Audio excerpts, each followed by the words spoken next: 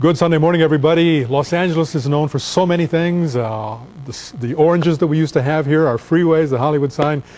It is also known nowadays, perhaps best in some areas, for its gangs.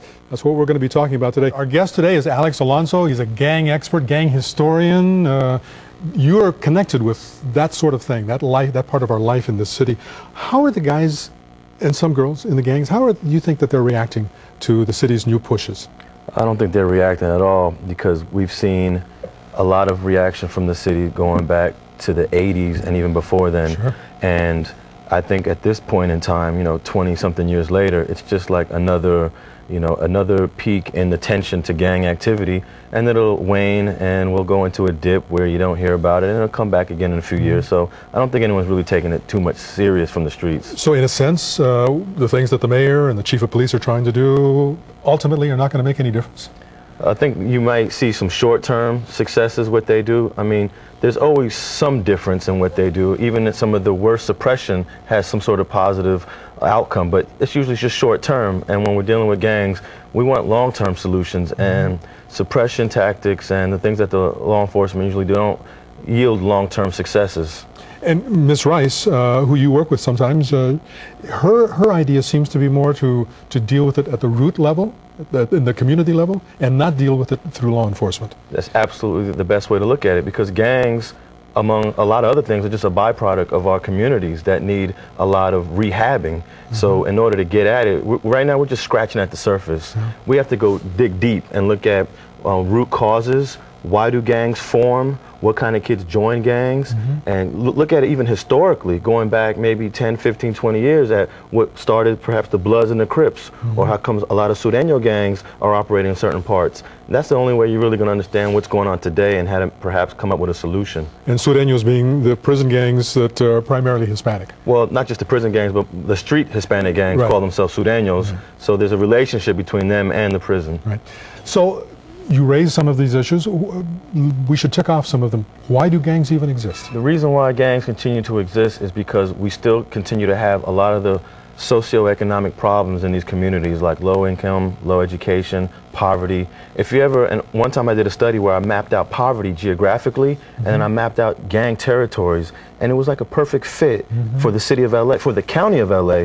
So we got to look at other things, and rather focusing on gangs, we got to focus on some of these other social ills that are in our community. So if we were to, in a hypothetical situation, go into a neighborhood, rehabilitate all the homes so that they're Class A, luxurious kinds of homes, and if we guaranteed everyone who lived there a job where they would make a middle-income salary or wages, would that be the end of, would that kill off gangs forever? It wouldn't kill off gangs, because that's just part of it. Another important thing is families.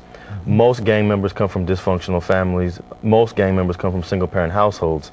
So we also got to educate people about having kids, taking care of kids. We have a lot of bad parenting going on in Los Angeles. And it's not just bad parenting, there's also parents trying, but there's so many other forces working against them as a single parent that it's just impossible to really discipline and bring up this kid when he's got gangs and all these other forces around him. And I think one of the great things Connie brought up is having schools staying open later into the evening hours, so that these kids that will join gangs will actually be at school at 6, 7, 8 p.m. when normally, when the mother's at work doing 2 jobs to try to make money, this kid is on the street. How much does race figure into all of this? And I ask you that because if you look at some of the stats, not only for the country but for California, you'll find a lot of single-family homes, people living in single-family situations, and they're off in the suburbs someplace, and at least outwardly, those kids aren't involved in gangs. Yeah, to a certain degree, you're absolutely right. Race does play a role. If you look at gangs historically, it was always the immigrants and the disenfranchised that were part of the street gangs. You take America back over 150 years, it was the Irish immigrants, the Jewish immigrants, the Italian immigrants. It's really, that hasn't changed. Now it's the blacks and Hispanic immigrants, whether they're from Mexico or El Salvador, or if they were born here and their parents are from there. We see it in Long Beach with Cambodians. So there is an element of race and ethnicity that plays into gang formation and why it's so pervasive in those communities. Illegal immigrants, specifically illegal immigrants, do they figure into this as well? They figure into it, but not as big as people may think. We know that in state of California, about 20 to 25% of inmates are illegal immigrants. Of those, perhaps half of those are in there for gang-related crimes.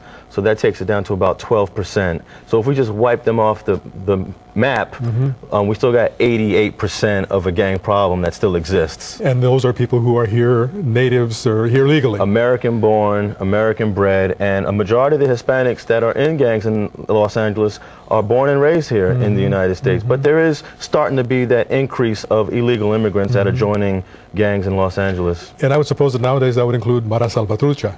I would think they're the largest right now that has an illegal immigrant population, because they're one of the newest of the large Hispanic groups that come to Los Angeles. Now, there was a time early in my career as a journalist when the Sheriff's Department, LAPD, any law enforcement agency, whenever we were covering stories about gangs, they would always tell us, please don't mention the name of the gang because that glorifies them. All of a sudden now, this past week, we've got the mayor and the chief of police laying out the list of the 10 most dangerous gangs in the city. Is that a bad idea to name them? I don't think it's a great idea. I know what they're trying to do. They're really trying to do, you know, put them out there, put a lot of attention to them so that maybe it'll work as a deterrent. But, you know, naming names does add a little credibility to them. It could make other kids in the neighborhood kind of look up to them, because when you're named and you're put on television, it brings pride to that neighborhood, to that community, to those kids around there. So it could actually have a backfire effect on them.